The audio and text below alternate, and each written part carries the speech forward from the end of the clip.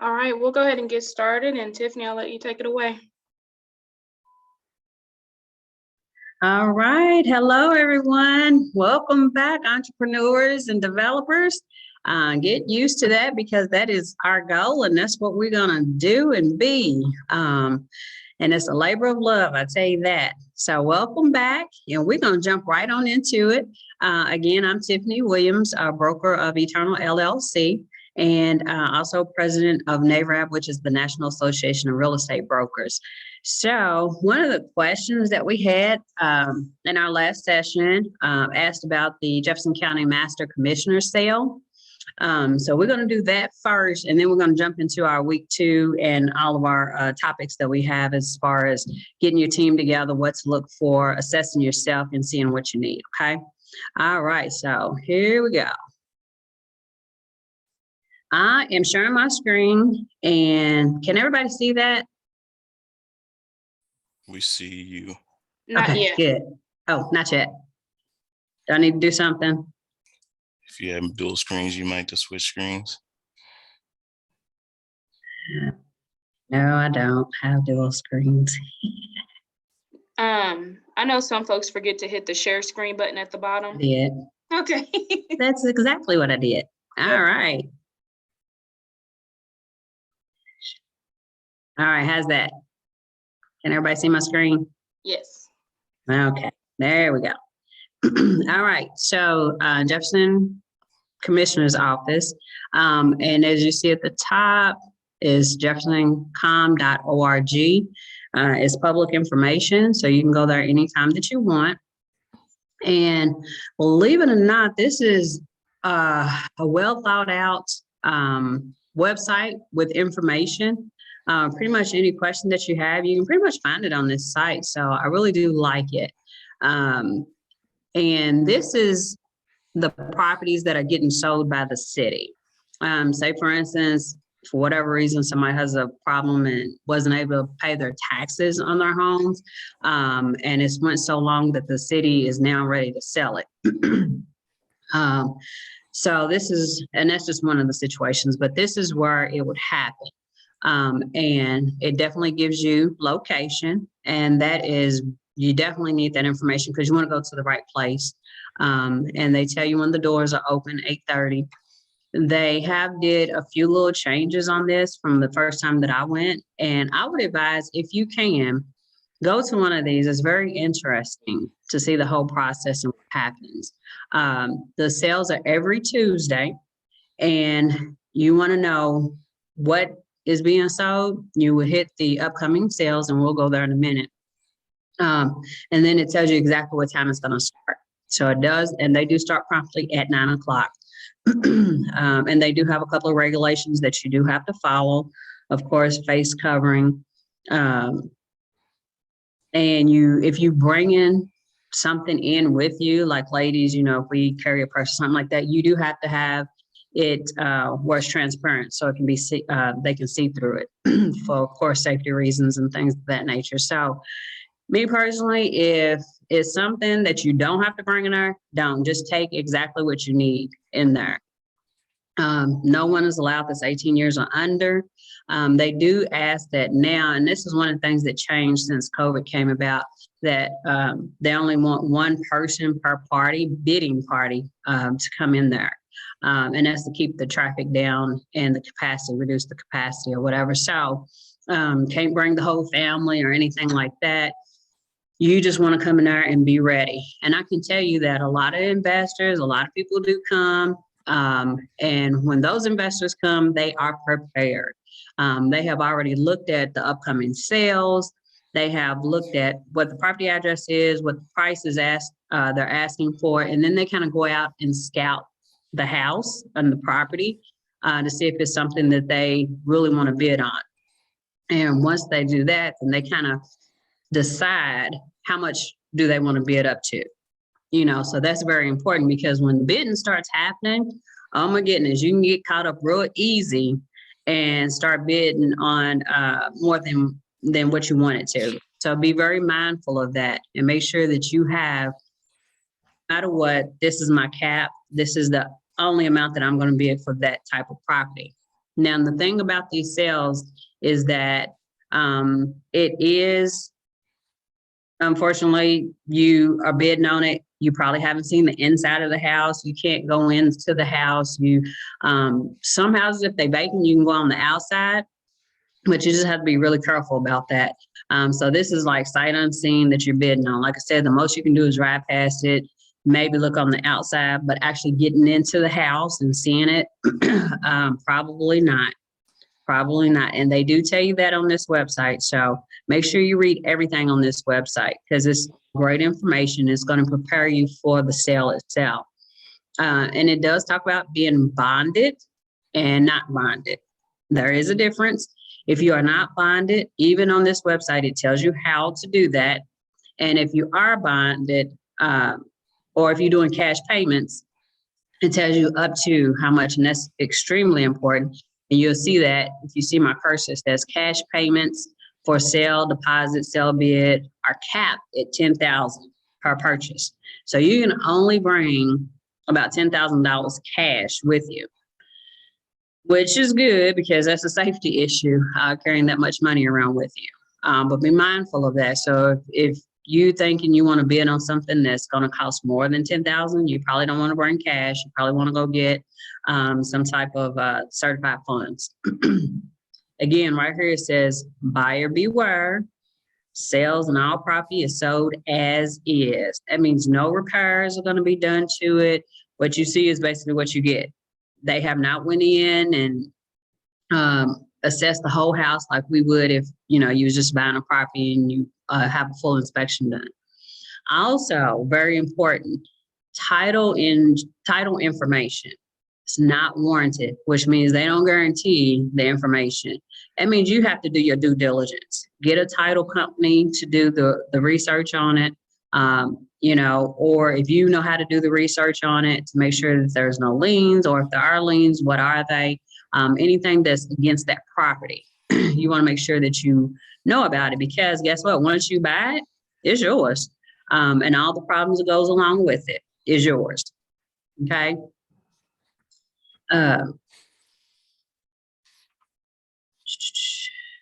What else on here? You are responsible for getting your deed recorded as well. So basically the city is just selling it to you. All the due diligence is on you to do. So make sure that you are very aware of all the rules and regulations before you go down to the sale. And it's a good way of possibly finding a property. But keep in mind, you're not the only one that's doing this. So that's why I said it's very important for you to be prepared, have your list, know which houses that you want to bid on, know what your cap is, and understand that anything on that house is your responsibility once you pay for it. Okay. And you do have to have the funds right then and there. So it's not, I'm gonna go to the bank and come back and pay you. No, you have to have everything right there for you, for them to go ahead and finish up everything. And it does address that and tell you that here on the website as well. And let's see.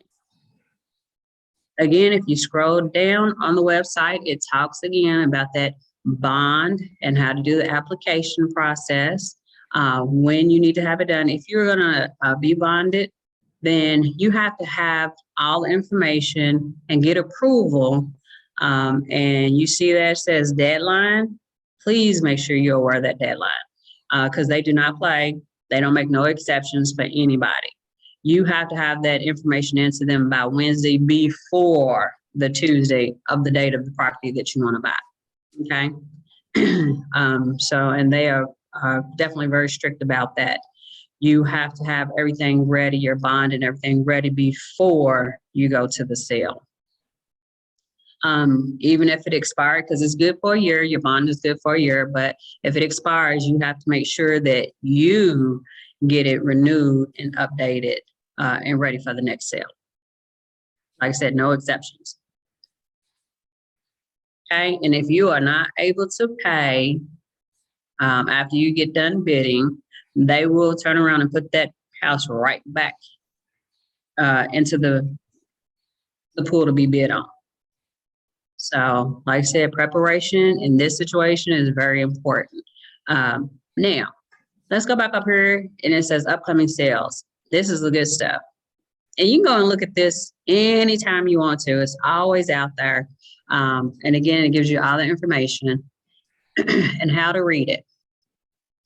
Basically, it tells you Metro County government, Department of Records, regulations, versus, and usually the verse is whoever owns the property at that time. If they have an attorney, you can actually click on the handbill and it gives you information and a sale date. That's very important. That's the day that it is supposed to sell. Now, mind you, I will tell you that if a person has been able to pay whatever past due amount that they have before that sale date, and even almost up to that sale date, then they will remove this property from the list. And that has happened plenty of times because they do give the original owner opportunity to get their property back. Okay. But again, sale date, that's the day that is going to be sold. Like I said, it should, I think it's every Tuesday or every other Tuesday. And you can just kind of scroll down the list, and it's a long list. And you can see when the sale date is. So be mindful of that sale date because it will change to the next Tuesday. So you want to make sure you know which day that the property you're interested in is going to sell. Okay. Then you have the address. So if you're interested in that address, it gives you the map and somewhat of appraisal. And I'm gonna click on it to show you what that looks like. And gives you a little bit of information about the home. It's 2 baths. Construction, what type of construction? It's a 1.5 story. And it gives you the date that this information was done on. So you can kind of look how old it is, what kind of condition, land value, and what they looking at as far as an appraised amount in the condition that it's in. Okay, and that's just to help you decide, is this something you want to invest in? Okay. Hold on, let me get back.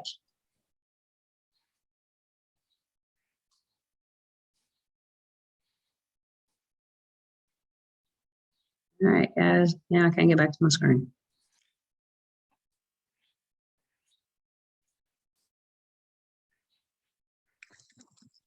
Go to your tab at the top. It says property sales and foreclosures, Miss Tiffany. I can't see my tab. Up, go up a little bit. Yeah, hold on. I got my other tab in the way. There we go. Thank you. That's what I was looking for. And then let's take a look at this handbill.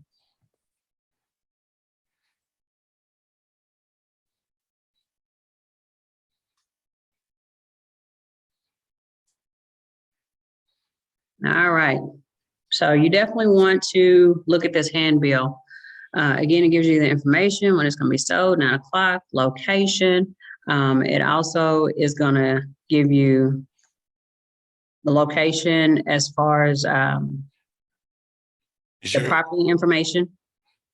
Again, who is with, who's currently owns it right now. We don't see the handbill. Hold on. My screen's still sharing. Yeah, but we're looking at the main screen. You may have to stop Hold on. sharing and then reshare. Okay. New share. Here we go. All right. How's that? Can you guys see it?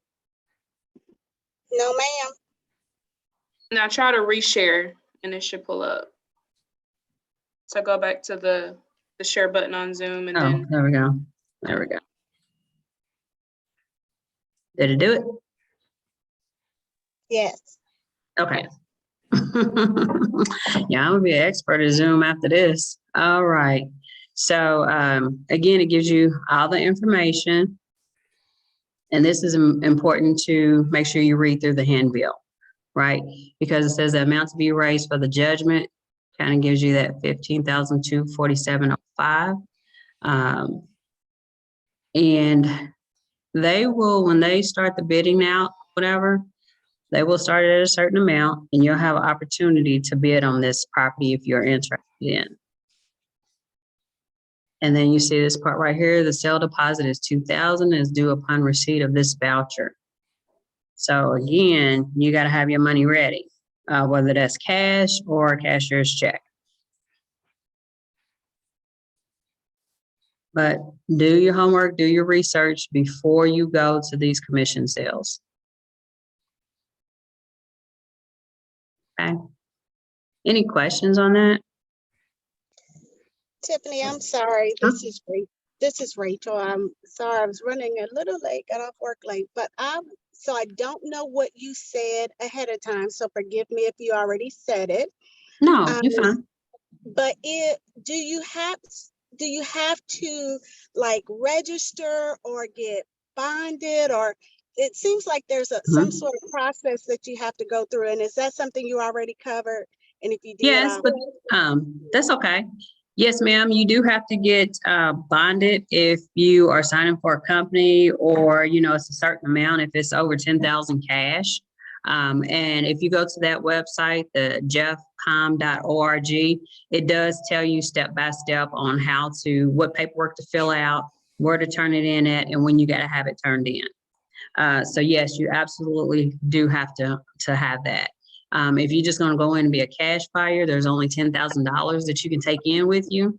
So that's why it's really important to come to this website, go through the list of properties that you are interested in and seeing how much they cost to make sure that you have enough when you go. Okay, and then the second part, thank you for that. And then the second part of my question is, so if it is, sometimes it's just land, it's the lot. And so you can get the lot and don't have to give them do you have to give them plans for what you intend to do for the lot? Or can you just purchase the lot? Right. And then if you purchase something, you know, like sometimes they look like properties that just need to be demoed to deed. But they happen to be on the commissioner's sale. Is there any way that once you pay for it, is there a way to be able to go ahead and knock the property down and do something different with the, you know, that meets, say, the neighborhood or whatever the requirements are for historical preservation, whatever?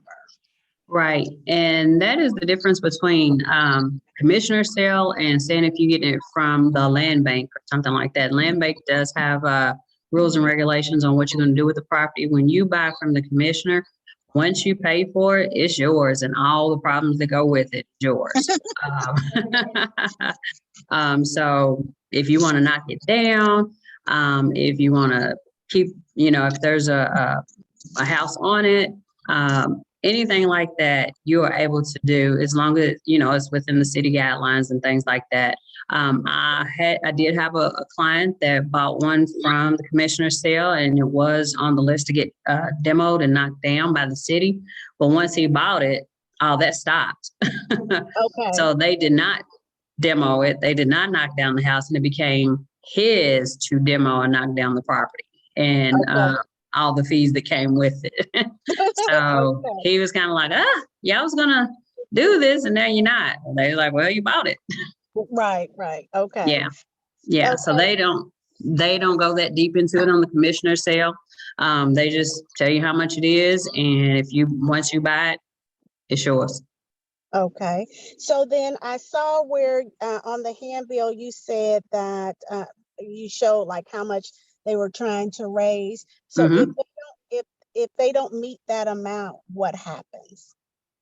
If I'm not mistaken, and please guys correct me if I'm wrong, because I'm going off memory a couple of times that I've been there. They will, you know, bid, but if I'm not mistaken, they take what they can get for it. Okay. I feel like I've seen instances where they say they didn't meet it, but that could be wrong. My information is really It dated. depends on the house, actually. Sometimes they do that on certain houses that you know, there is a certain requirement that you have to meet. But then on the other houses, sometimes they'll let them go for whatever, whoever's bidding on them or what they bid on them for. But you also got to remember, sometimes you're in there bidding against bankers too. Mm-hmm. Okay. That's Exactly. another thing.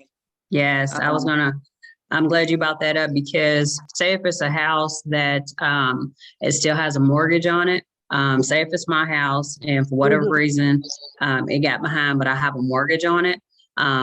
Like she said, when you go into those commission sales, the representative from that mortgage company is going to be there because they have an interest in it and they're not going to let that house go for just anything and they want it back. So they will bid on it and get that house back before you can. And then they'll have it. And usually what banks do is they're not in the, real estate business like that. They really don't want the house, but they will get it back, keep it in what they call the REO, real estate owned, and then keep it up and then resell it to try to recoup their money. So yeah, you are bidding against bankers too on some of them. Absolutely. And Miss Tiffany, if you got a chance, can you talk about those bank-owned homes too?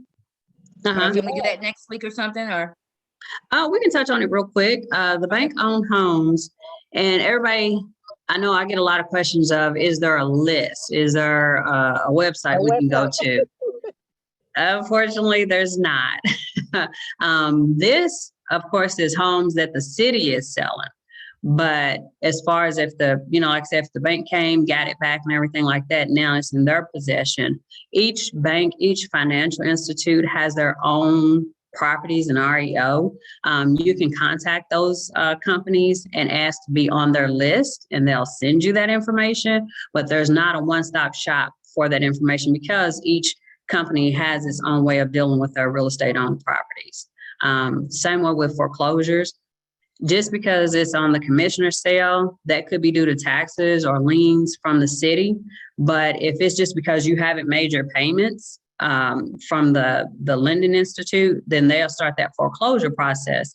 And unfortunately, there's not one place that you can go get all the foreclosures. You have to contact the individual institutes to get on their list. And the thing about foreclosures is that, again, if a house is in foreclosure, that homeowner can pay all the way up to the day to get that house out of foreclosure. So again, it just really depends on what's happening with that house. And one last question about that. So with the, so kind of along the same lines of can pay up until the day. Mm-hmm. I actually just had a guy tell me yesterday that him and his wife got divorced. He filed bankruptcy. He had like $100,000 mortgage on his house. It ended up at the commissioner's sale, and then he got to buy his house back for like $6,000. And I was like, really? Yeah. That didn't make sense. But is that, I've never heard of that one.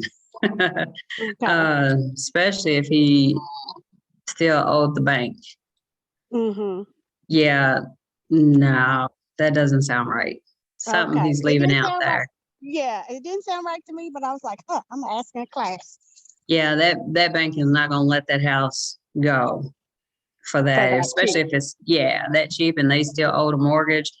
Like I said, the representative for that financial institute, they are there. They are They there. are there. Okay. And they make sure they get those houses back. Okay. Yeah, So just to is comment on that, if it was in Jefferson County and he did it and it came through the sale, you can go look at the history of the sale for this year, and it has all the property and addresses listed on there, so you could see it if that's true. Yeah. Anytime that you buy property in Jefferson County, it is recorded and it is public information. So you wonder how people get your address and information and stuff like that. It's public information. Anybody can go get your, if you own it in your name, whether it's a company name or your name, you can go and get that information because it is public information. So the only thing about that is it's not always right, because when I built my house, there's another Mhm. Rachel Smith, and she bought a house, and they had me in the paper as building, buying her house, her in the paper, or in that publication as building my house. Yes, sometimes that does happen, because when you do buy, of course, most people go through a title company and they get all the information, they get the documents together and they send it down to the city to be recorded. Once it's recorded, then you get a copy of it. So if by some chance there's a typo or information is incorrect, something like that, it could very well happen. But you can get it corrected with the PVA. Thank Yeah, sometimes that does happen. And you can look your information up too on the PVA website. It's really interesting to see your information, and you can look up anybody on the PVA actually.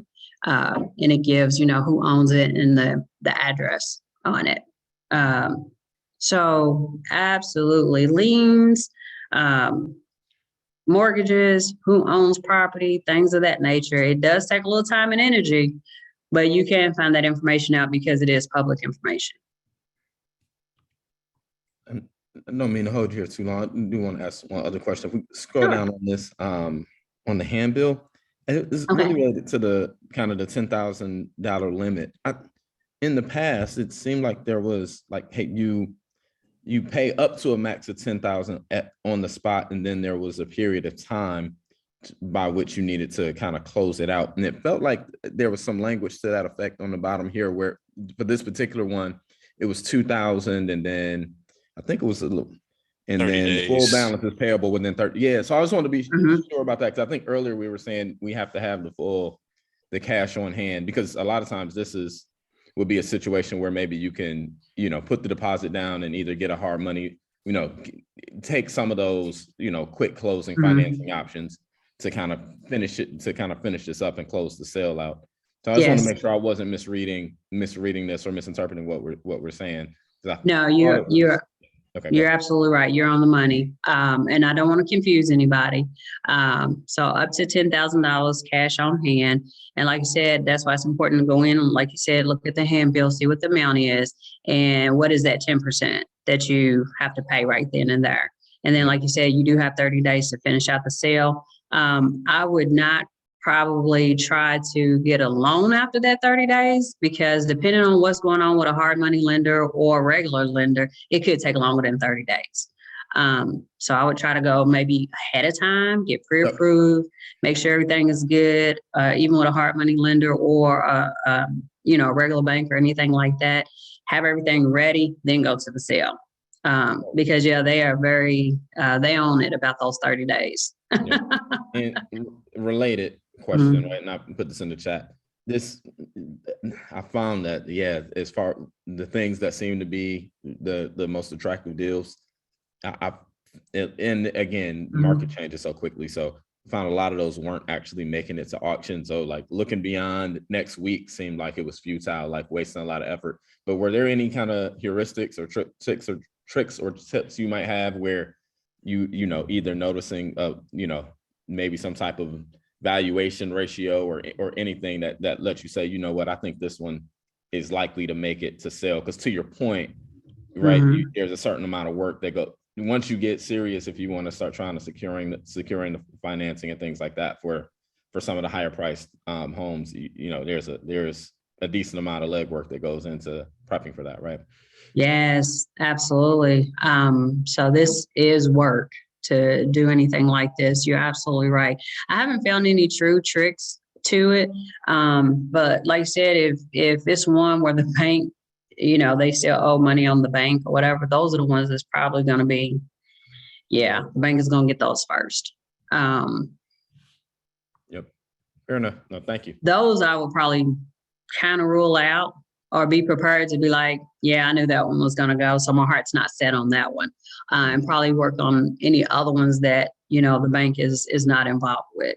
But other than that, because like you said, you don't know each person's situation or family member or anything like that. They can come and buy it back at any time, pay the debt. And like you said, you've seen it where you thought this was going to be there, and then next thing you know, they saying, "Oh, we're going on to the next one because that one's no longer on the list."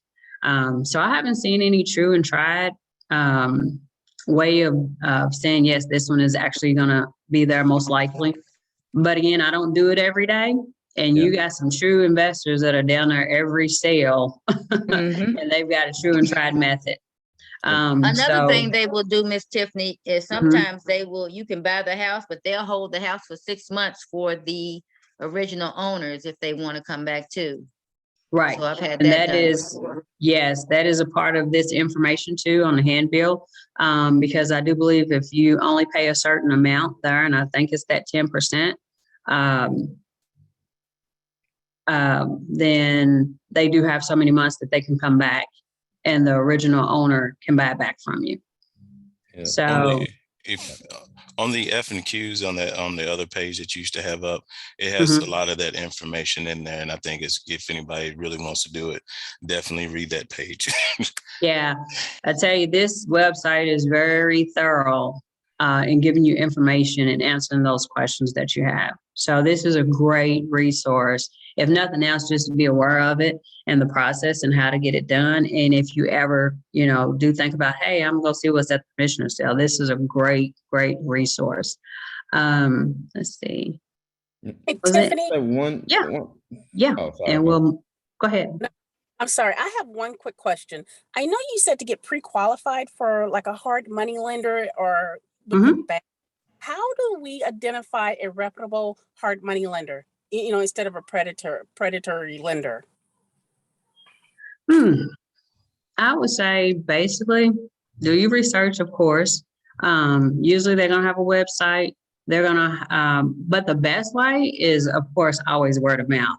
And there are different groups, investment groups that you can go to. Anybody that you know that's in the development or real estate industry, they're going to tell you who and who not to go to.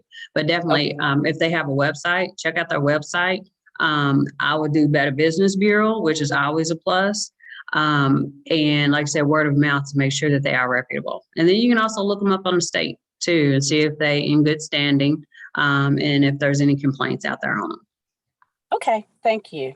Do we have another question? I think somebody else had a question. Just have one other thought that occurred to me as we were going through this and that point there too. It actually seems like this maybe makes the combination of this and then what you said as far as looking up the owner, in PVA may make a good prospecting list to kind of go in, find the owner, see if you can solve their problem and be able to get the deal done before it gets to auction. I'm wondering if that may be how a lot of that's exactly that's how they do it. Yeah, I talked to some people that I know that are heavy investors, and they constantly do that. They go find them and offer them money, like, we'll take care of your problem right now. And, yes. And then by doing that, they also have access to the property, so they actually can see what they're dealing with as well. So. Yep. Yes, absolutely. This is a good tool to, like you said, kind of look and head the problem off before it even gets there. And that's exactly what a lot of investors do. They would take that, maybe send a letter or go knock on the door, talk to them and say, hey, I understand it's public information. So it's nothing that they, didn't get the right way, and kind of talk to them and see if they can come up with the deal. I'll pay out your foreclosure, and some of them will give even a little extra cash for moving money. And then what they do is sell the house to them. And depending on what the house looks like and things like that, and what the value is and what area it is, they do the transaction. Either they do it, flip it, or rent it out, or that's when you kind of get into the wholesaling as well. They find the deal, and if it's got enough equity in it, they'll find another seller. Another buyer, and they kind of the middleman. So they get a cut, and it's enough money for the investor to make some money off of it too. So that's where you kind of get into wholesaling.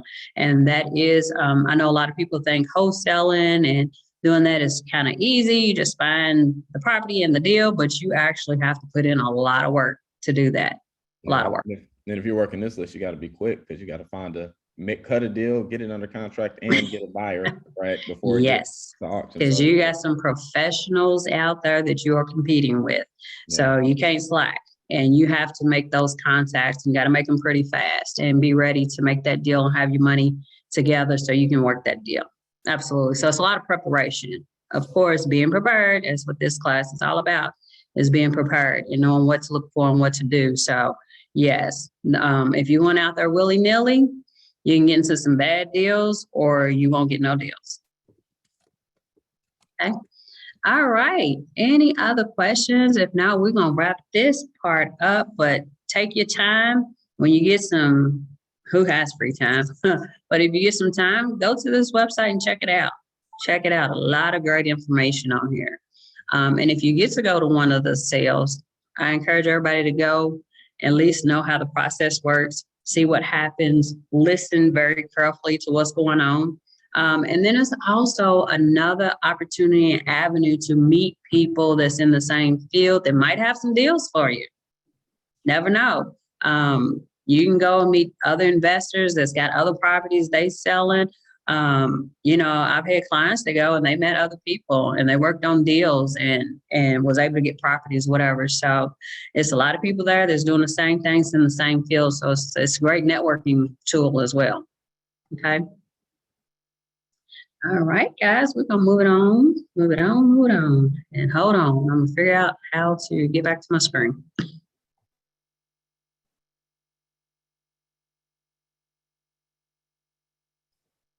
Okay.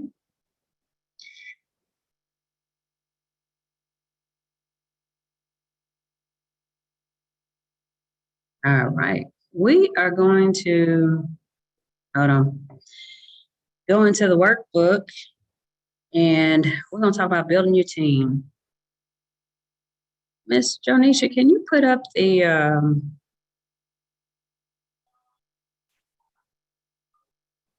goodness, what is it? A summary for this week, Yes. our topics for this week, thank you. I'm gonna stop sharing your screen for you. Okay, yeah. Pull mine up. Thank you, because I couldn't get it. No problem. That's all right, guys. I'm gonna get better. All in practice. This makes perfect. Are y'all seeing All that? right. Everybody see it? Okay. All right. So we left off and now we're going to talk about identifying your role, right? What is it that you want to do in your development company? Everybody's got strengths and weaknesses. Everybody might like something a little bit more than other duties. I know I do. But you also have to be realistic when you're building your team. Is there something, can you afford to have somebody do some of the duties that you don't want to do? Is it a situation where you're just building your team and you getting your contractors and everything like that together and lined up? I know for me, honestly, some of my weaknesses is organization. That is one of the things that I dread most with files and keeping everything together, but it's a necessity. So I do have somebody that kind of compliments me doing those things, who loves to file and loves to do that type of thing. And it keeps me very organized. So you got to be really specific with yourself. What is it that you bring to the table that's your strong skill, that's your strong suit? Maybe you like to go out and find those deals. Maybe you like to look at the properties and bring them back to the team and things like that or whatever. Or maybe your strong suit is doing the numbers, getting the paperwork together, making sure that it makes sense, and finding, the financing and things like that, and not so much going out there, going through the property and accessing the property. So did anybody get to look at the workbook and kind of look at some of the strengths and weaknesses and what you bring to the table? And if so, does anybody want to share?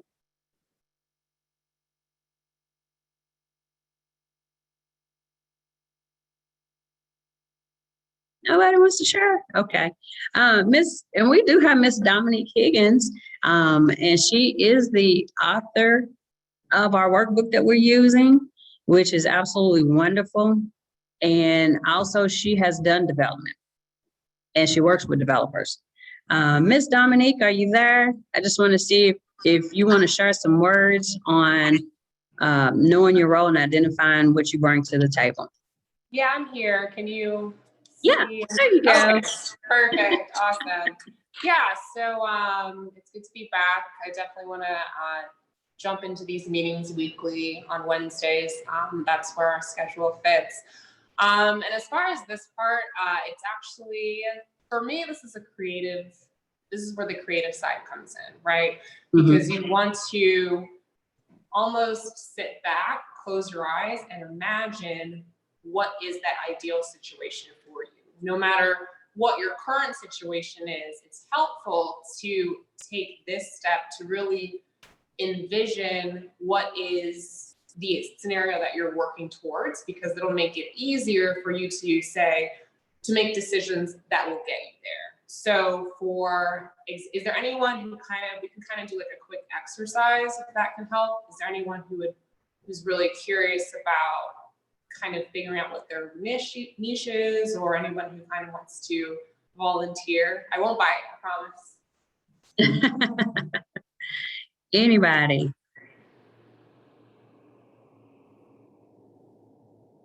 I think I'm still trying to figure out my niche. I currently have Airbnb properties, and I do have a rental home. And I am the property management over everything. But I'm not really enjoying the property management part. And I'm looking to maybe just go into, I'm thinking of maybe just buying and then flipping. And just doing the investment that way versus buying and holding. The landlord part is just a whole nother beast. Yeah, absolutely. Okay, so this is a great scenario. So, and remind me, your name is not showing up for some reason for me. Cynthia. Cynthia. Okay, Yes, Cynthia. ma'am. So that's good information. So you're doing something now with the Airbnb short-term rentals, and you know that you don't like it necessarily. Now, let's dig a little bit deeper, and this is kind of an exercise that I would encourage everyone to do as they're trying to figure out what works for them. What part of what you're doing now do you not like specifically? Just dealing with as far as Airbnb is concerned, I really don't have any complaints about that one, because people come, they stay, you go clean up. That's kind of the easy part. The hard part is the landlording part. And that's, people want to give excuses and don't have the rent, or like now I had an inspection done at the house and come to find out that there has been a leak at the house for quite some time and she hasn't said anything about it. So I'm like, she sees this leak. I asked her every week, is everything okay? Every month I say, is everything okay over there? And she says, yes. But then when the home gets inspected, there are major concerns going on. So that's another thing I don't like. Okay, got it. And so in an ideal scenario, how would you want your rental business to be set up? Do you really want to be hands-on, or is your, goal? I would rather hire a property management company and let them take it over and take care of it. Yeah. Okay, perfect. And what do you think is stopping you now from taking that step? Right now I need all the money I can get, so I can't afford to give them a $120 a month when I'm only trying to collect $170. You know what I mean? It's kind of crazy. You know what I mean? Okay. Yeah. So I'm only doing that for now until I get a couple more houses under my belt. And then I'll probably just give it over to them. Okay. So here's something, Cynthia, and again, this is I'm really grateful that you're volunteering, because this is very helpful. Something, if I were in your shoes and I'm trying to figure out how to move away from that situation, but have it still make economic sense, certain things that I would look into is there anyone who's interested in doing this type of work and getting started, who'd be willing to charge maybe a smaller fee than the $120 a month? Like, do you family members, local college students, because Airbnb is definitely a hot thing. And there are a lot of people who want to try without putting their own neck on the line. And so that's something that you can explore. And who knows, maybe you enjoy that mentorship role more, and you can train people, and then you can go out and buy 10, 20, 15 properties, and then have this whole program set up where it's like an intern comes in, it shoots off. If they do really well, then you can kind of help them grow with you as well. So that's kind of an example in terms of the exercise you want to do when it comes to figuring out who it is that you want to fulfill the roles within your team. It's really taking a step back and saying, and just getting creative and saying, who could do this? And how can I make it work for me? Okay. Does that make sense? Yes, I didn't even think about that. I didn't even think about that, but you're right. It could be somebody out here that wants the experience and wants to learn, and yeah, okay. Absolutely, yeah. And here's another beautiful thing about real estate, and this is for everybody. Everybody, their mom, friend, sisters, brothers, in-law, everybody wants a part of real estate. Everyone wants to get involved. Everyone wants to be in the business, but a lot of people are scared and they don't want to put their own money on the line. They're willing to work for free, but they're not willing to invest their own resources in it other than time. And I think for anyone in a position like yourself, or even just being a part of this course, if you're willing to open up your doors to the right people, of course, and say, hey, you want to learn? Great, learn on my dime. Let's work this out together. And if it works, I'll split whatever we end up making. That's definitely a big way that a lot of people kind of get there in when it comes to real estate. That's honestly how I did it. I went to an investor and I said, hey, I will do all the work. You put up the money, and if you break even, I will, and I was a little bit more daring, but I said, I will make sure that you don't lose anything on this deal. I don't think you will, but but if that happens, I'll make sure you're protected. But hey, let me come in, do this, because I just want the experience of like flipping a condo. And it worked out for them. They didn't lose money, and I got to learn a lot from that. And so that's kind of how you want to approach this. Essentially, there are a lot of people out there who are willing to help. It's just a matter of finding the right person for you. Right. Yeah. Okay. Perfect. So I'm sorry, Tiffany, I know you had didn't want to interrupt you there. No, that was perfect. That was Thank you, perfect. ladies. Thank you. Anybody else want to share? Again, we're just taking a deeper dive into, what do we like? Where do we see ourselves? And what role are we playing in our own development in our own company? Like I said, you have to really be honest with yourself on what you like and what you don't like. Whether that's people that you work with or the actual task at hand.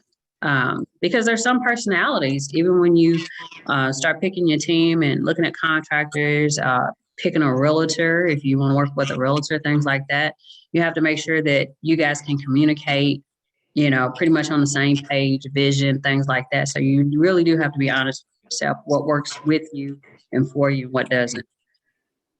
Does anybody else want to share? Go ahead, Will. There's a question. It's looking at some of these things, could you say that you could try to take on too much if you like a lot of these different roles that are part of the development?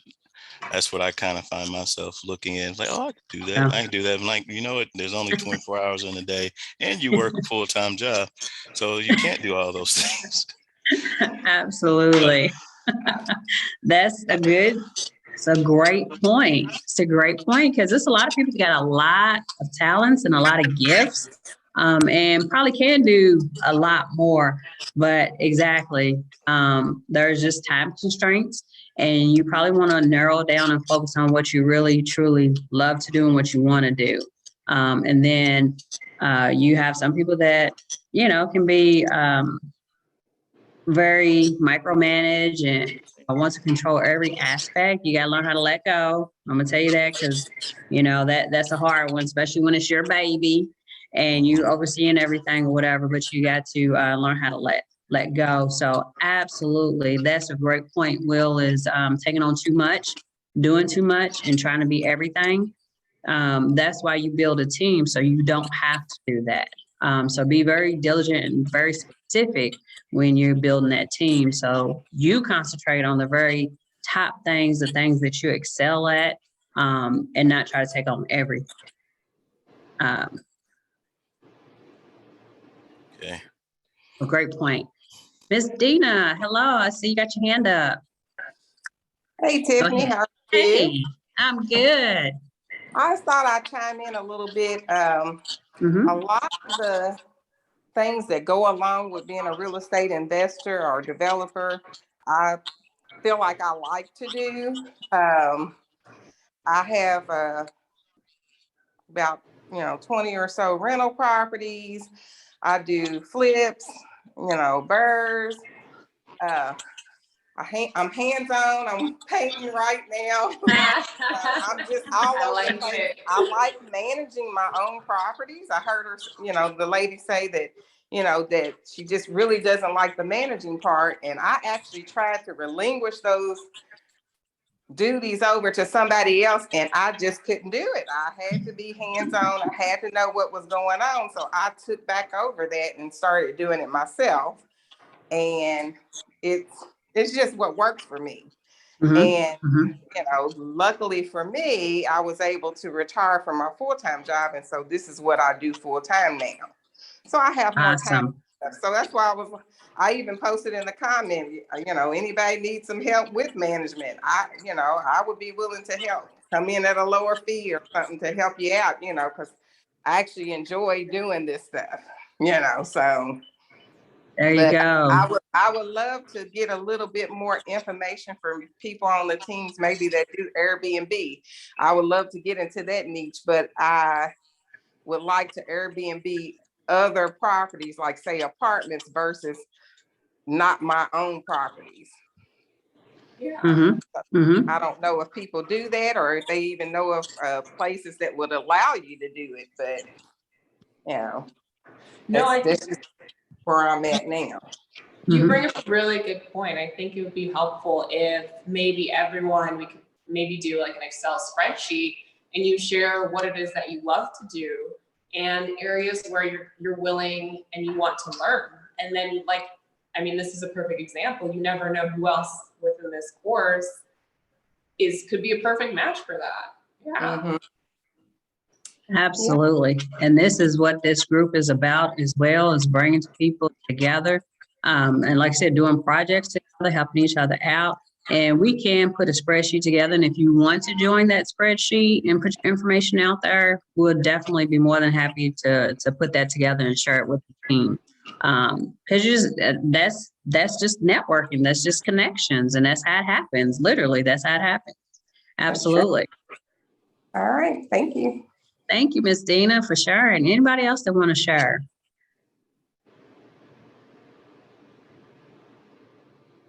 All right, I think we got something in the chat.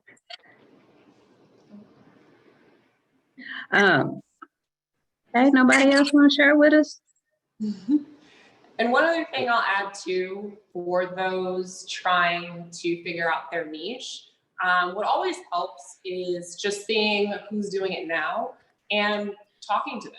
I mean, it could be as simple as maybe you're interested in doing Airbnb, for example, and it's calling someone up who you know is doing that, buying them a cup of coffee and asking them like, hey, what do you love about this? What is it like? Just kind of picking their brain about it, or even just getting out there and touring different properties in different areas. Like if you think you might like to do self-storage, going to self-storage facilities, not really from a perspective, oh, I'm just trying to see if I can get a locker, but asking the people like, hey, what's it like to run a facility? Like how often do you work? Just really asking questions and not being scared to ask questions for people who are already doing it. So that's kind of another way to kind of help narrow down on your niche as well. Absolutely. And I would tell you guys, real estate development, all of it is getting out of your comfort zone. You definitely have to get out your comfort zone. You do have to network and ask and kind of put yourself out there. You're going to get a couple of no's, or you're going to get some people that's, no, I don't have time, but you got to keep pushing. You definitely have to keep pushing and find the information that you need and that you want. And so that's definitely what we're trying to do, is just giving you those avenues of what to think about, resources on where to go, and get you started in the right path. Because that's definitely what was needed in our community, definitely. Because it's just, there's no word that I've seen that pulls all that information together and gives it to you. So we do have quite a few resources. We got speakers that will be coming on. I know one of the hot and heavy topics is like, where do I find money? How can I get some money? So we do have several organizations that's going to be talking to us about financial funds and things like that. But again, this is just as important as those financials, because if you're not ready and you can't explain your business to those people that you want to borrow money from, then it's probably not going to happen. It's not going to happen if you don't understand your own business. And it's just like anything else, just take your everyday life. If you got a family member that wants to borrow $1,000 from you, what's the first thing you're going to ask? Why? What is it for? When am I going to get it back? And how are you going to pay me back? Same thing. You got to know what it is that you're looking for and what you want it for, and your goal on how to pay it back, and showing what you got to help with that information. Okay. Tiffany. Yes, go ahead, Will. So, all right, I like to keep all my ideas to myself, so I'm sorry. So I'm going to let one go. All right. So one of the things that I want to do is, when I say one, because I have a lot of different things that I want to do, but Right. I want to focus on building a net zero home. It's something that I haven't heard a lot of it here in Kentucky. Maybe a couple. Well, yeah, actually, I haven't really heard much of it in the Louisville area. I know it's bigger in other cities, but I think that's something that we should. Well, that's something that I would like to do, especially seeing my last LG&E bill, that I would definitely want to do. And not a lot of people focus on it, and I think it's something that will add value in the future if you're trying to sell a property, to say, hey, this is a net zero home. And I think that adds additional value that we're not thinking forward, future thinking right now. So that's one. Absolutely. And that's good, because that's one of the things too in development, is looking at your surroundings and figuring out, what is it that we don't have? What is it that we need? And looking at the community, because I can tell you every city does a 20-year plan. Louisville just did their 20-year plan. I started working on it in probably 2018, 19, 20, something like that. And I'm not sure if it's completed yet, but they already had started working on for the next 20 years. And one of the things that they talked about is, making subdivisions and things like that more urban, walkable. You might hear about that, walkable, making sure that you have everything like in your community where you can get to it, and what does that look like? Because, the previous 20 years and 20 years before that, everything was going out to the suburbs. Everything was strip malls, everything big, everything like that. Well, guess what? Now it's all kind of coming back in. And they're looking at, how does it affect the environment? How can we make it more environment friendly? They're looking at planting trees. Where do those trees go? Do we have buildings? And I know you guys have seen the push where, LG&E, our electric company, is talking about solar power. And they actually have a program that if you want to get in on it, to make solar panels on your home. So again, that's pushing towards economy, eco-friendly, trying to solve some of the problems that we currently have. So as a developer, you have to be in touch with what's going on in, not only the nation as far as which way we're moving, but also what's going on in your city, what's going on in your neighborhood, and things like that. Some of the things and documentation that I would definitely say that you need to pay attention to. Business First is a great resource. It always has different information about what company is doing what. Of course, like I said, going to LouisvilleKY.org. That's the city website. It's got a lot of different information on there. It's got information about city programs that they're doing, inspections, land bank. It even has information on there about redlining. Again, all those things play a factor in development. So definitely looking at all your resources and things like that. And as we go along in the program, there's actually groups that you can join that is all about investment groups. And you can go 1 or 2 meetings, or you can actually join the group. But you're going to have to get used to getting into that rhythm and getting into those groups and networking and going to different places to make sure that you're hearing what's happening out there, to network, to find out what's the new trend, materials. And I'll tell you a great place if you're looking, because we're talking about building teams as well. If you're looking for contractors, one a great place, and some people don't think about it, is go to Home Depot and Lowe's. That's where they hang out at. They're there all the time. Only in the morning. Early in the morning, exactly, because they're going to get materials, getting ready for the day. Yeah, but some people don't think about it. You can get some great contractors there, and you can ask the salespeople who's always in here, who does good work and things like that. Word of mouth. Me being a realtor, I go and hang out there and get possible clients and contractors because it's all about homes. Plus it's one of my favorite places to go. So, but absolutely, because we talk about building the teams, not only your team and what you need that matches up with your strengths and weakness. If you're going to have a staff, right, you have to know what you need in a staff. If you can go that route, like me, when I first started, I couldn't have a staff. So guess what? I was everything. And the things that I didn't like to do, I just had to suck it up and do it. Or like you said, finding inventive ways, internship, absolutely wonderful idea.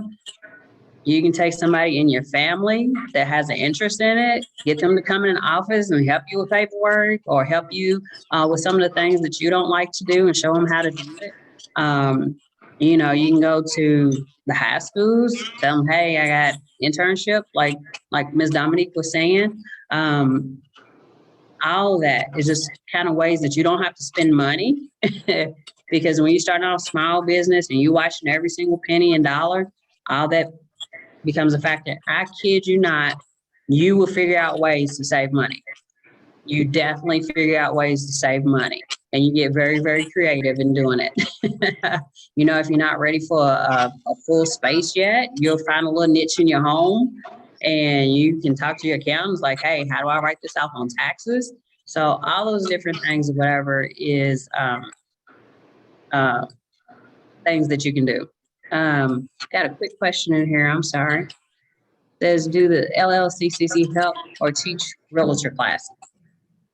No, they do not. Realtor classes, if you want to become a realtor, you do have to go to an accredited school because you want your time to be counted if you ever do want to become a realtor and take the test and things like that. So it's no need of wasting your time.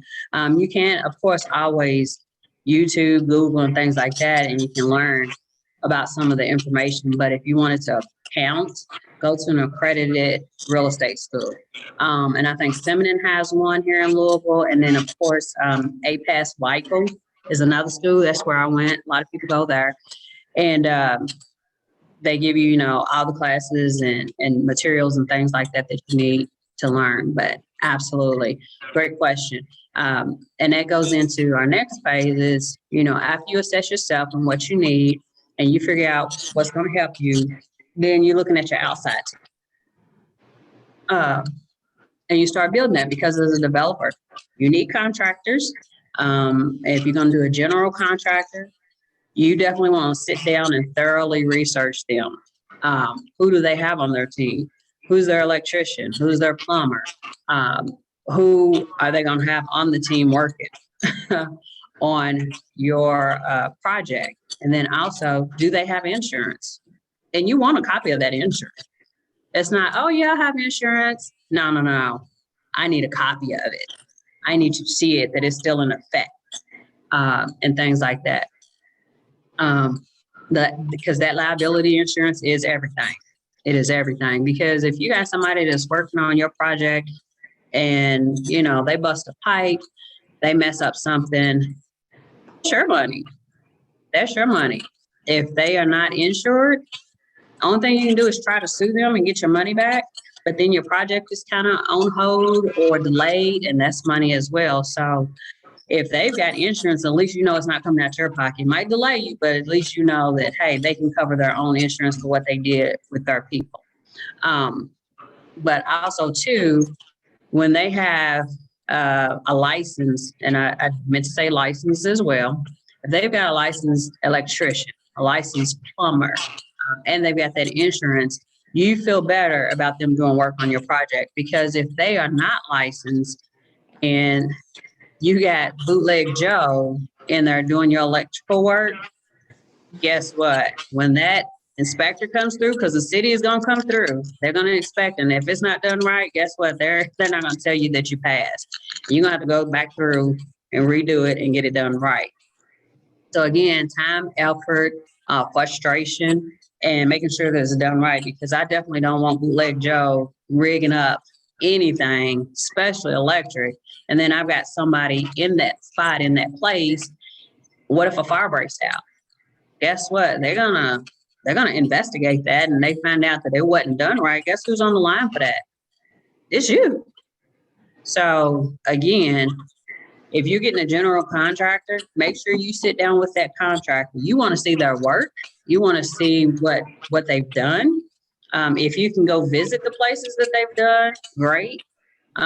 You want to see who's all on their payroll as far as what you need and things like that. And again, making sure that they have the license and the insurance. Word of mouth, again, is always probably the best, because I kid you not, I've run across plenty of contractors that once the word gets out and they did a bad job, all of a sudden you start hearing everybody, oh yeah, don't use them, they're terrible. Oh my goodness, I had this problem, I had that problem. Guess what? Facebook is one of the biggest places you're gonna find out information real quick. Facebook does not play. So you got to do your due diligence too. I'm not saying that you need to know how to do an electrician's work, but you need to make sure you have confidence in that general contractor if you're picking a general contractor, right? So if you don't have a general contractor, you just need a plumber, same rules apply. You sit down, you talk to that person, you find out their license, their insurance, things like that. Now, if it's somebody you worked with for years and you have confidence in them, and they just doing small jobs, that's on you. That's a decision you have to make. Everybody has to make a decision. But again, depends on what quality of work you're trying to do and what kind of project that you're doing. So my uncle can lay a floor and I probably have him work on my house, but can he lay a commercial floor? That might be a little bit different. I need somebody different to do that. Okay. So it's very important. Again, picking even a realtor.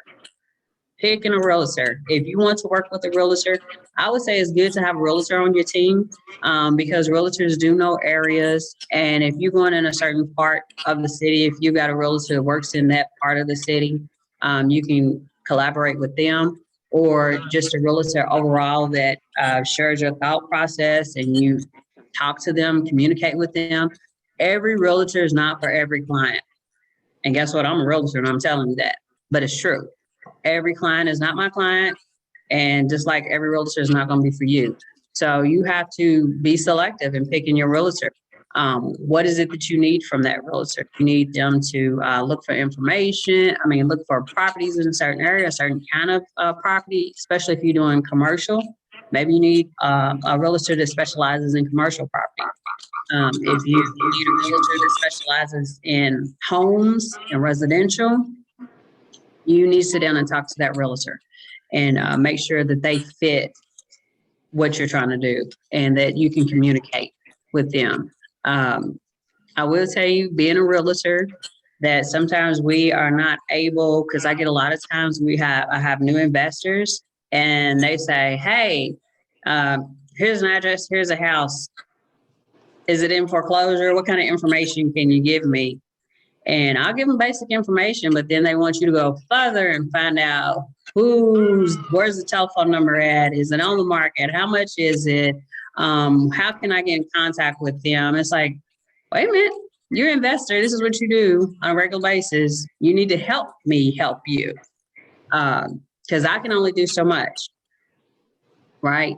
And we don't have access like a lot of people think we do. We just have certain websites and tools that we can go to just like you and find some of the information out. We don't have a list of telephone numbers. So if there's nothing in the PVA and there's nothing listed, I'm looking the same way you are for a phone number or trying to find out who owns the property and things like that if it's not listed. But again, understanding what you need from a realtor and what a realtor can do for you. Some people, especially if they flip in houses, they like to go find their own. Some people like to use a realtor. So it just depends on what your preference is. And, but it's also still good to have one that you can connect with, because when it's time, if you want to sell that property, selling property, it's a lot of time involved, a lot of information, a lot of showings, things like that. And if you don't have time to do those things, then that's where a realtor is going to come in. I hear a lot of times that people are like, I don't need a realtor. I don't want to pay them. And then they get to a point, it's like, yeah, I need a realtor because I can't do what I'm doing and show the property and take the phone calls and do the contract and get everything taken care of. So it's still good to have one in your account. So again, contractor, realtor, any kind of trades person. But again, you want to make sure that they're quality trade person. And who else? Of course, like we talked about the other day, you want to have a good accountant or a CPA, bookkeeper in your corner, and a good attorney. So you can ask questions, something that don't make sense. Can I get in trouble for this? What's the laws and regulations on this? You definitely want to have an attorney. And of course, insurance agent. Definitely an insurance agent for yourself to make sure that you're covered as well. So those are just, I would say, the key people that you need in your corner to make sure that you've got a solid team. And those are the ones that are outside, that they're not on your payroll, but you need to have somebody that you connect with, that you can talk to, and that they understand what you're trying to do and what you're trying to accomplish. And that is genuinely there for you as far as making sure that you don't get in trouble. Because I've seen people that's like, yeah, you can get that and you can do this and you can do that, because they're looking at the dollar, not really caring about, yeah, you can do that, but I need to tell you about the pitfalls that goes along with that. So you definitely want somebody that's looking out for your best interest as well. Any questions, guys? Or any comments? I know, guys, it's Wednesday night. It's like we're trying to get finished. But just want to make sure I don't overlook anything. Want to make sure that you guys are really thinking about and visualizing your business. What does that end game look like? What do you want to have as far as your business? Did anybody have, I'm sorry, did I miss somebody? This is Rachel. I was just going to say, I agree with Stacy. I think Stacy put in the chat that she's just trying to learn. She's trying to learn what her niche is. And, I think if you look at, I think Kevin mentioned the makeup of the class. And I think there's just a lot of us that don't, we're new to it. And so we are more like sponges as opposed to already knowing and having, because I will say I had one thought process, but from the very first class, learning that there's so many other things. And so I can't say that I've come completely away from what my initial desire was, but I've definitely been exposed to more. Nope, that makes sense. That makes sense. And this is a process. I don't want anybody to feel like, after the 6 weeks, you got it. Like, yes, I know exactly what to do. It's a process, and figuring out how you want to do it, when you want to do it, how you want to put it together, talking to people, making sure that they fit with what your vision is and things like that. It is definitely a process. And I would say anything starts with your mindset. Because if your mindset is not there, it will fall to the wayside. And you won't be motivated to do it, so it is definitely a labor of love. As I said, if whatever is driving you, doesn't matter the reason, but make sure that you are ready, because everything starts with the mind. And once you've got that mindset, everything's going to follow after that, because you've got that drive and you want to find out, how does this work? How does that work? What can I do? How can I save money? Who do I need on my team? Where can I find out information? Who would even know that information? Who can I ask? Let me Google that. Let me research that. So it all starts with the mindset. And it's okay if, I started, but I put it down for a little while because life happened. Trust me, life happens. But as long as you got that drive and it's a goal, I always tell my clients too that it's not a race. It is actually a goal. And what do? We just keep pushing towards those goals till we get to where we want to be at.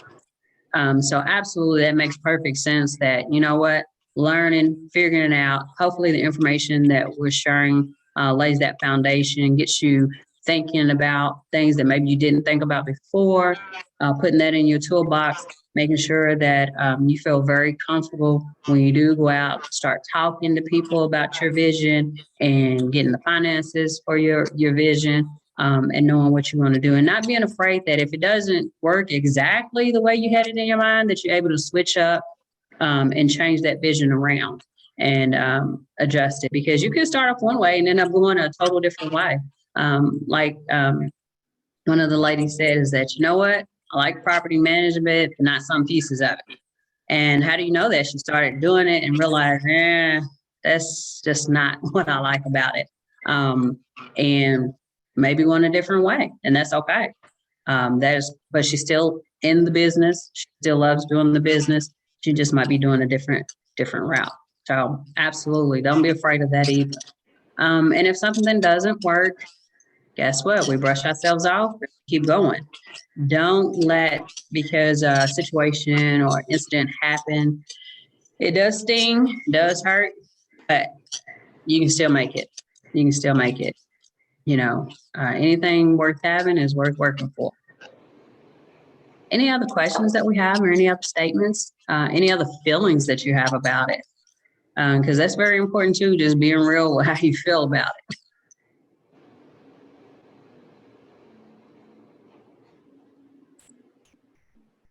Okay. All right, moving right along, guys. Moving right along. And I would definitely say the workbook got some great information and things in it.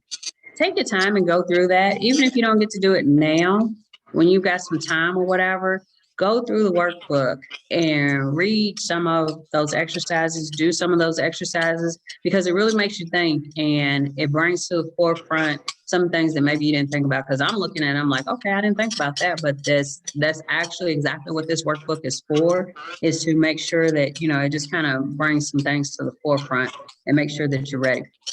Okay.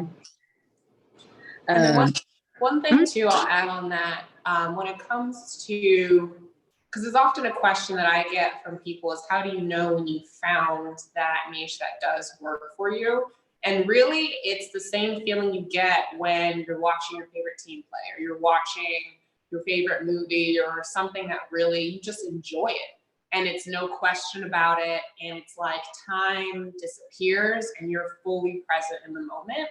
And so I would say that as you're out there trying out these different niches and really kind of trying them on to see if it could be for you, just keep that in mind and kind of use that as a helpful exercise and say, hey, like, how do I feel when I'm doing this? Does it like, do I feel good about it? Do I feel excited about it? Because ultimately it's your excitement and it's your energy that's going to draw people, investors, contractors, etc., to work with you. And I think Will brings up a great point. If he wants to do like net zero homes and he reaches out to people who also want to do net zero homes and he's in that community, even if he doesn't have the funds necessarily, or even if he doesn't have all the pieces laid out, just him showing up with that excitement, like, hey, this needs to be done. I'd love to be a part of it in some way. I imagine like being the first developer in Louisville to do this and just getting the word out. People love that. People love to be a part of that. I mean, it's why we love athletes so much. It's why we love all these top business leaders, because they truly, truly just love it, eat, breathe, sleep it.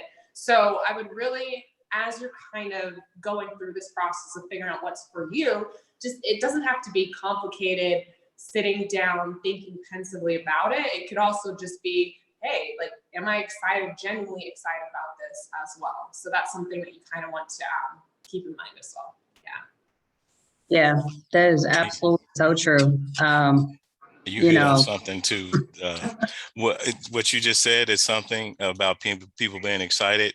So one of the things I've always been interested in, and I've had analysis paralysis, quote unquote, like these shipping container homes. Like I've been looking at them for years. Like I've noticed, like I've been looking at the ones they've been doing overseas, where they have, 6-story apartments that they've been doing them.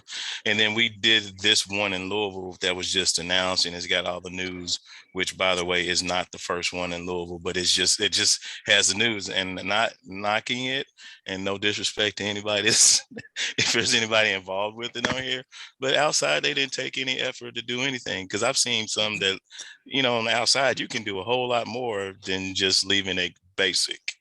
So, but people were excited about it, and I'm like, okay, that's cute. But That's cute. And the Right. funny thing about it, Will, is that if you go to Lexington, I mean, that's all they're doing in Lexington. Right. Lexington's doing some major real estate development. I kind of go down there often. I have a friend down there, but like if you go into the neighborhoods that were predominantly African American and those small houses they have, they're now taking those houses and tearing them down and putting up those trailer homes, those what they call it? Container homes. Homes. Yeah. Container homes, yeah. That is amazing. And I've always been interested in those too. And I was like, man, I love those. I can, stack them like Legos. Go to YouTube and go to Shelter Mode. They're one of the good channels that reviews a lot of different ones. They actually had the one from Louisville on there this last week. They posted it. So, But they have a lot of other ones, and you can see some designs of those that are really really nice, and you can do a lot of different things with them. So yeah, it is like almost like a Tetris or Lego feeling.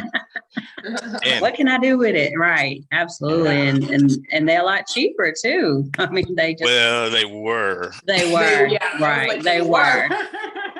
Now everybody's getting in on it. So the cost, and I think we still got some with actually used for shipping containers that's still out to sea. So lot going on with it, but absolutely, like we talked about, there's new stuff that's coming into Louisville, Kentucky. And like you guys said, just following the trends and seeing what's out there, and seeing if you want to get in on the ground floor or researching those items. I can't say Louisville, probably not as fast getting information and doing things as some of the other states are. So I read the codes and regulations about, a while back, I read something about them, and they really were basing it on what your architect says in the design. And I'm like, that doesn't sound confident that you're going to approve if I start working on the project, and you got to get approval by the city, and you're just saying, okay, go by what the architect says. But the people that are approving it, they know,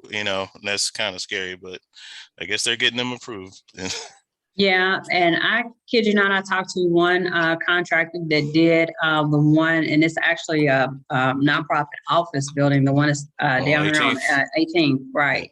I talked to him, and they did have a very hard time building that, not so much because of materials, but like you said, they wasn't familiar with the regulations, how far does the foundation need to be, or how deep, thick the foundation needs to be, does it need footers, it's just all these different kind of things and nobody knew. So they actually had to go to other states, find out, how they did them, what's going on with there, and then modify it to Louisville.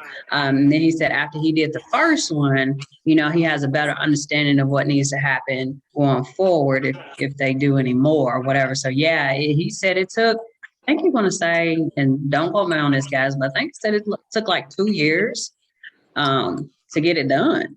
Wow. And of course, construction real estate terms, that's a long time. Very long It's time. a very long time. So I think, like you said, the more and more that they're doing them, they're becoming more knowledgeable about them. They're getting help from other states about them and things like that. So you probably will start to see more happening and a little bit more flair to what they're doing instead of, okay, just this box, there you go. Right. But absolutely. And like I said, the ADUs are coming on board, which is something we did not have here in Louisville. But now they are opening up that line too, and you can put another little small home on your property. Now you can't sell it separately, but you can put another little small home in your backyard and things like that. And it's geared towards, if you got a big family and they need their own space, the family can go out in the little small home. As our baby boomers are getting older and things like that, you want to keep them close. That's a resource right there. They can have their own space but still be close. Family and things like that, mother-in-law suite, whatever you want to call it. That the extra kid that doesn't want to leave home, guess what? I got you in the backyard. There you go. Mm-hmm. Mama loves you. Things like that or whatever. So those are coming on well. And if you think about it, that's just going to add value to the home when you go to resell it. Now, what that's going to be and how that's going to look, of course, the real estate industry here in Louisville, Kentucky is going to have to deal with that. But it is definitely going to add value. So that's something that's opening up as well. And like I said, the Airbnb is really taking off. And I know at first we struggled with that because we wasn't used to it, of course. And then as it started taking off, and it took off so fast that now and you do have to watch, the city rules and regulations, because if it's in a neighborhood, residents were starting to complain. If you got somebody that it was a nice little quiet neighborhood and now every day you got somebody different in this house and you don't know who they are, you got kids or, things like that. So they start putting more regulations around it as it started growing and things like that. So you do have to be very mindful of what's going on with the city. And just because you don't know, the city does not excuse that. So be mindful of all that. But all those things are growing. And like Ms. Dina said, I've read in other places where, you can do Airbnbs, but you don't actually own the property. You rent it out from somebody else. And then you can do the Airbnb like on a daily, weekly basis, whatever. So that's something that, still have to figure out how do we do that? Can we do it here? Things like that or whatever. So if anybody does have any information on that, please let me know, because I'm very interested in that as well. So good stuff. I think we had a question, comment. One of our people in the comments said that's where our daughter's gonna put her at, and is tiny home on the property. Well, but don't seriously, don't laugh. That is actually what I talk to my parents about. When they get older, it's like they, the big house and trying to take care of all these things. And I'd rather put them there than in a nursing home. So. Oh, absolutely. Absolutely. And then that keeps you too from buying a bigger house, especially if you don't want to move. And the way this market is right now, it's very hard to sell and then buy something else because the inventory is very low. So if you can solve 2 or 3 problems with just putting, another dwelling on and if you got a big enough land, putting a dwelling on it, absolutely. Absolutely. It just makes sense. So being aware of the trends and things like that is very important, and obvious, very important. Yeah. So I'm not sure. Do we have, I don't want to keep talking. We had other topics that we were going into. Cause you know me, last time I started talking. Yes, and that's who I actually talked to. Somebody put the ADDS was the one that did that. And that's actually who I talked to was him. And he was telling me about how he did the container home over there. It was very eye-opening. You wouldn't think it would be that difficult or that hard, but it was definitely eye-opening on what he had to do.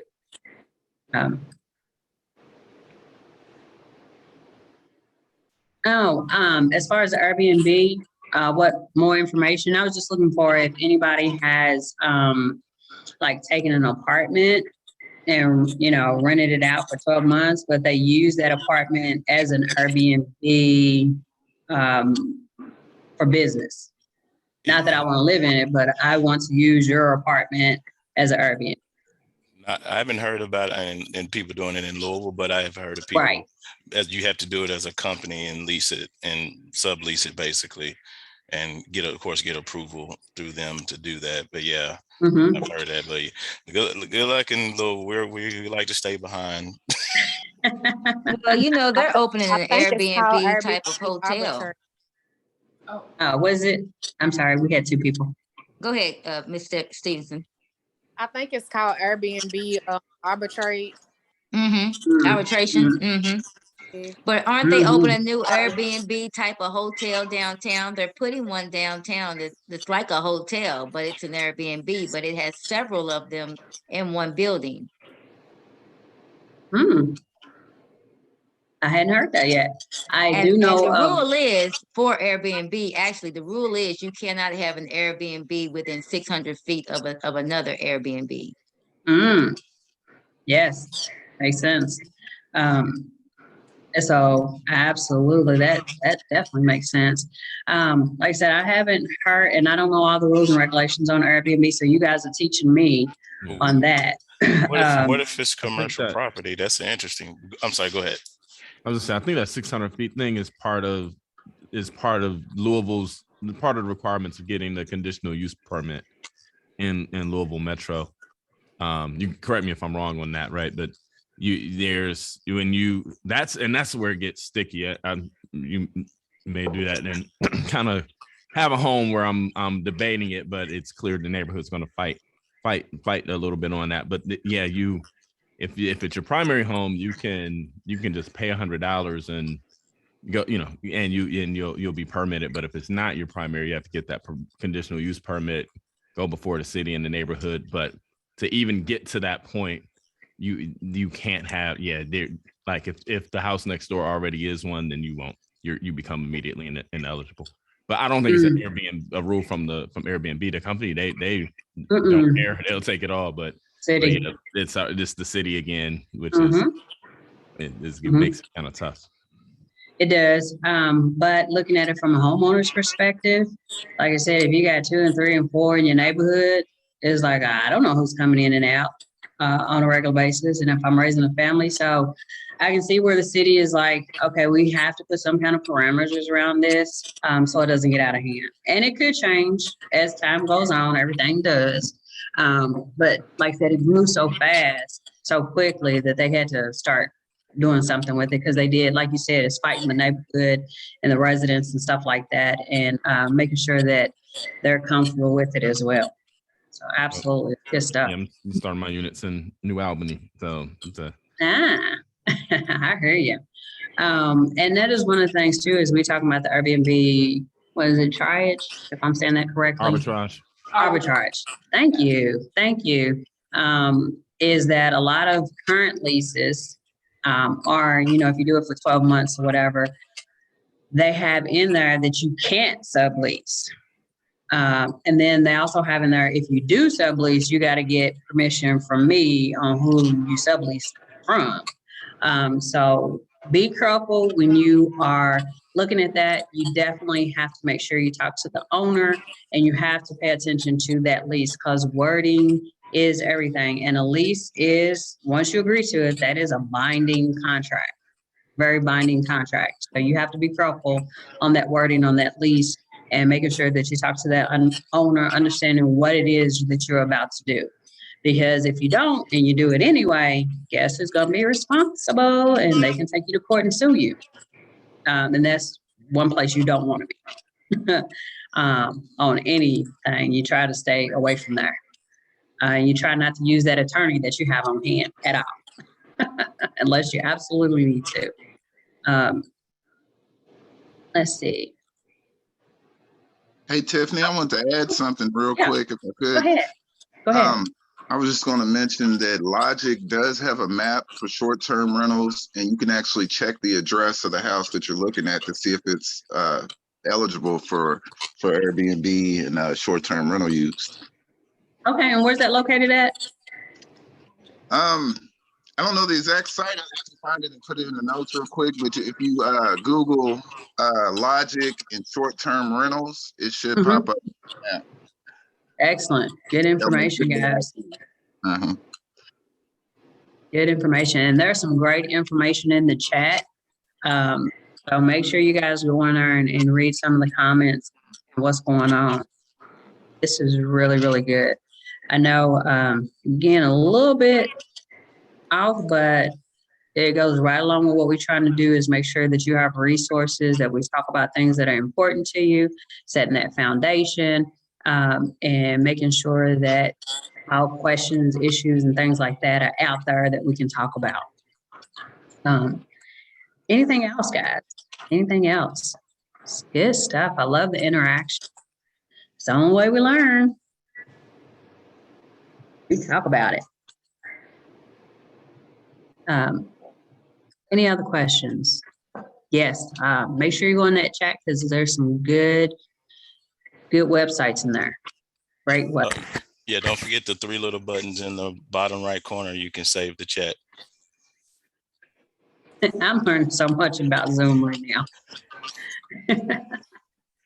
All right. Last thing that we just want to talk about real quick, and like I said,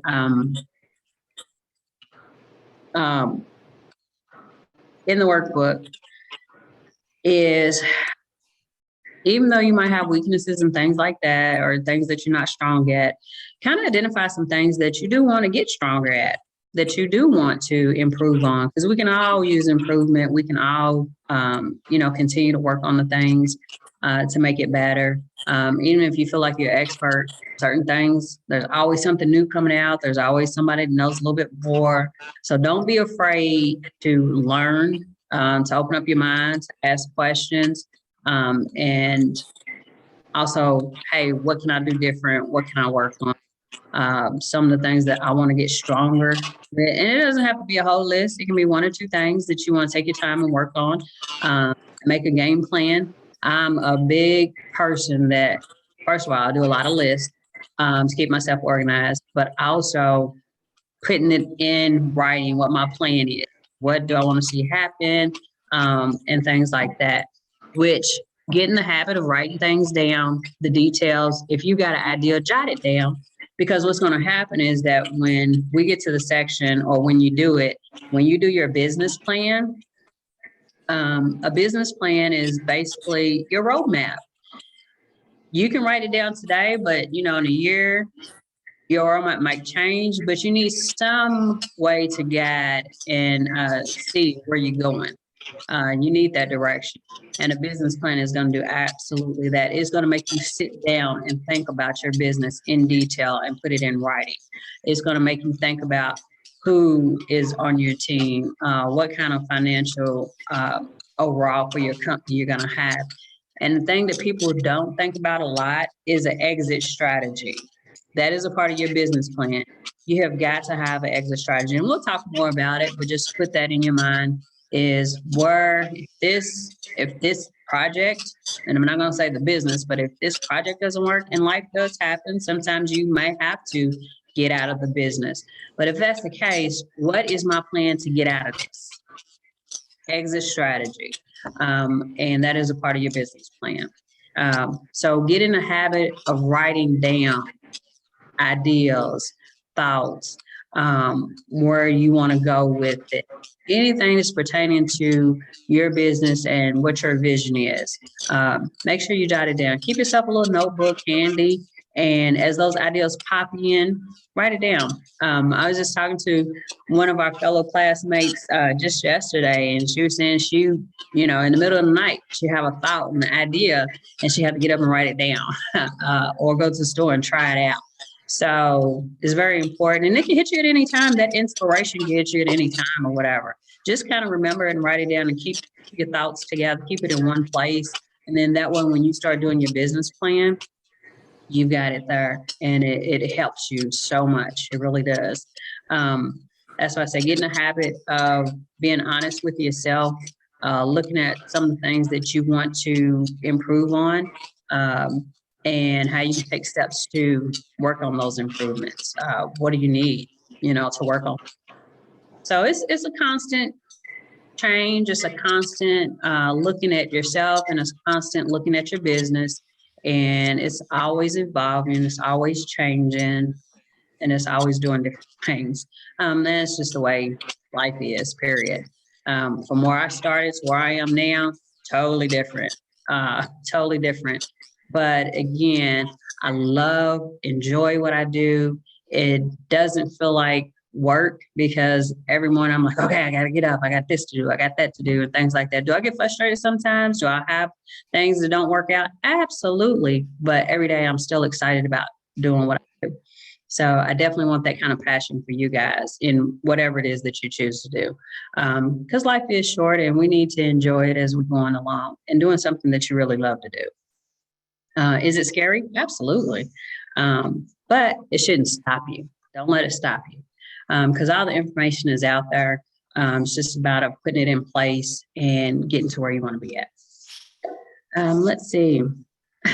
One person said they have 5 notebooks for each of the things that they're working on. That's wonderful. That's absolutely wonderful. I said to myself, I probably have maybe 2 or 3 more dreams and things that I want to work on. So this is one, and I've got 2 more that I want to try to accomplish. So as soon as I feel like I've at a good place with this, I got, 2 other things that I want to start on.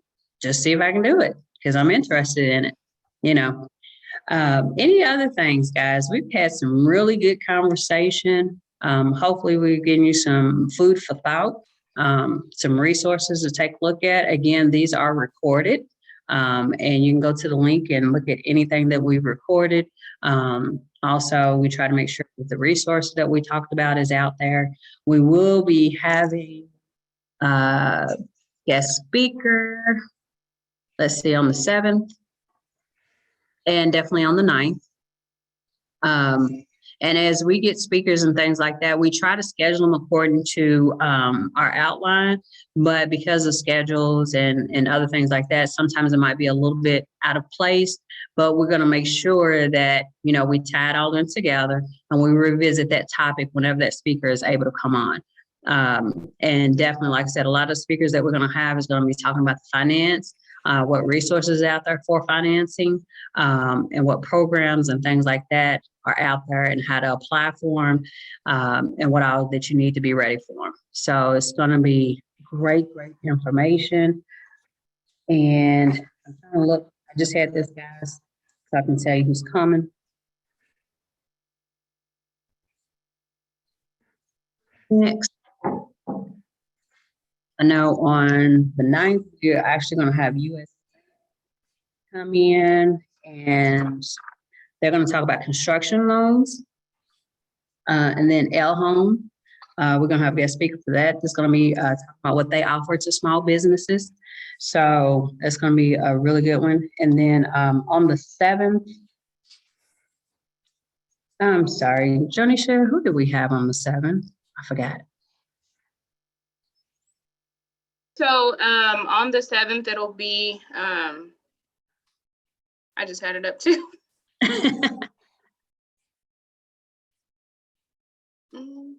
Christy McCravey. She represents the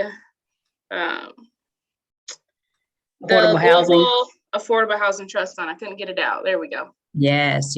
So, I'm not gonna go too far out, but just want to tell you about the next 2 that we got scheduled, with the 7th and the 9th, and who some of those guest speakers are. Again, they're going to be telling us about, funds that are out there, programs, and what we need to do to apply for them. So we're going to make sure that we keep that going. And as we get other speakers, we will announce and tell you what they're going to be talking about.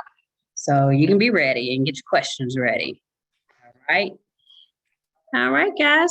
Well, we're going to wrap up a little early unless somebody else has something else that they want to add or share. Oh, I'm sorry. Michelle, saying that correctly, has her hand up. You are. Can you hear me? Yes, ma'am. Go ahead. Okay. I just have a question. It's kind of far out, but I'm just curious as thinking.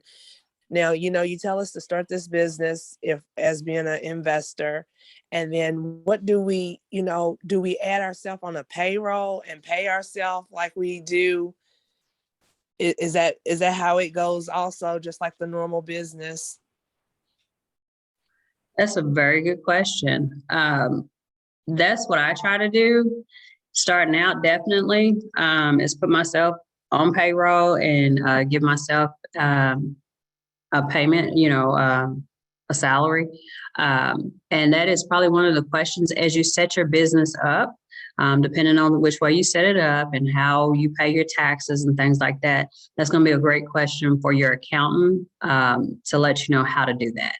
And I don't want to tell you anything wrong. That's just the way I do it. I'm not sure what some other people do, but I find it is just easier to do it that way, and it keeps my business separate from my personal. It just works for me. But again, that's going to depend on how you set your business up and talking to your accountant to make sure that it works and knowing the ins and outs of how do I get money off my investment or my company and do it the right way. Yes. Thank you.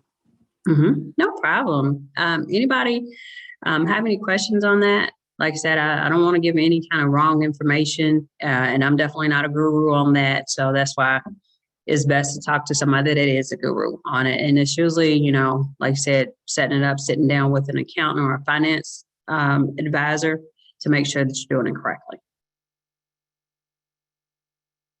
Okay.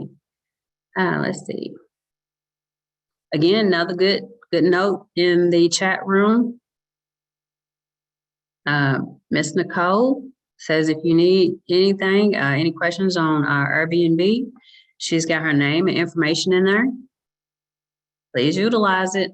Utilize it. That's what we're here for, is to connect with each other, draw on each other's strengths. For me, I currently, because I am in real estate, I actually am with, let me get her company name right, Eagle Love Accounting, which is Miss Alicia Burns, because she is a realtor and also an accountant. Accountant first, and then her second passion was real estate. So she kind of knows the ins and outs of real estate and things like that. So that's where I go to help me out. And she's very knowledgeable. She's been in the business a very long time. So that's who I go to. As far as my financial advisor, I do use somebody different. And I do apologize. I just changed over and I cannot remember the name of the company. But I'll get that information for you and I'll share it with you on the next one. But like anything, just ask around, ask people who are small business owners who they use and who they feel like is they're comfortable with and how they do stuff. Knowledge is key. And it's like when we go shopping for shoes or clothes, anything like that, you kind of look around, see what's the best thing that works for you and what you like and what you don't like. You do the same thing with your financial products and the people that you are putting around you. You just got to shop around, ask questions, find out who is going to benefit you the most. All right, guys. Well, if nothing else, I will say thank you. I appreciate each and every one of you tuning in and hope to see everybody back, Lord's will, on our next session on Monday. And we will continue to just grow and get better. Hey, Tiffany. Oh, go ahead, Mr. Kevin. I won't take but a minute. I just wanted to say hello to everybody. It's really exciting to see how this class is unfolding, and I just want to commend you for what I witnessed And thank you certainly, Tiffany, for doing a great job. I also wanted to acknowledge, I saw one of my board members enrolled in the course, Eddie Tinsley. Exciting to see him there. And also really excited to see Dominque Higgins was with us tonight. So I just want to thank her again for the tremendous leadership that she's demonstrating in partnership with us. Just one quick announcement. This is a fluid course, and it's not too late for anybody to join. So if you guys want to serve as ambassadors and spread the word, the recordings of each session are available to the class as well as to the general public, and they are housed on our website. I know that's been announced already, but I just wanted to acknowledge that as well. And just suggest that, you know, they're there not only for archive purposes, but for anybody that might want to be joining the class late, they can catch up by looking at the previous recordings and get caught up from there. So, but I just want to say thanks and great job, everybody, and keep it going. All right. Yes. Thank you. Thank you so much, everyone. Keep the questions coming, keep the ideas coming, and we're definitely going to address everything that we possibly can for you guys and make it worthwhile. Thank you guys, and you guys have an awesome and good evening. And hopefully we'll see everybody back on Monday. Thank you. Thank you.